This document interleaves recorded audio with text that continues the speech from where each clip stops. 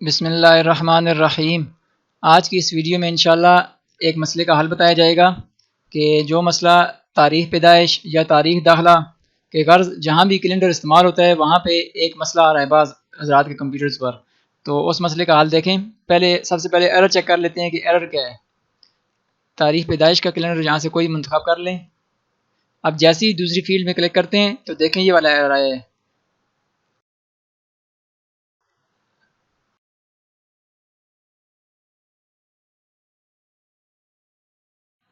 اسی طرح تاریخ داخلہ کو بھی دیکھ لیں۔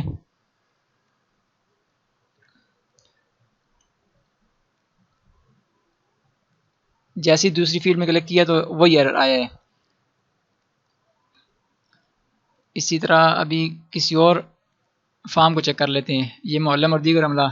دیکھیں یہاں پر بھی کیلنڈر استعمال ہوا ہے تو یہاں پر بھی ہم جو بھی تاریخ منتخب کرتے ہیں تو یہی ایرر آئے گا۔ دیکھیں وہی ایرر آیا ہے۔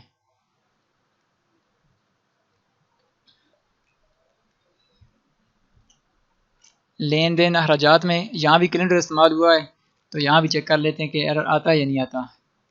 کیلنڈر یہ کوئی بھی تاریخ منتخب کریں، دوسری فیلڈ میں کلک کریں، دیکھیں وہی ایرر آیا ہے۔ اب اس کا حل یہ ہے کہ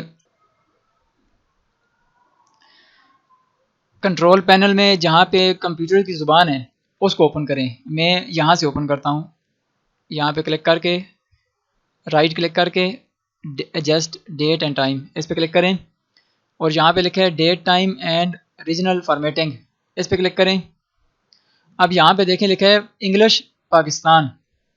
اب یہاں سے آپ نے زبان جو تبدیل کرنی ہے وہ انگلش یونائٹڈ اسٹیٹ رکھنی ہے۔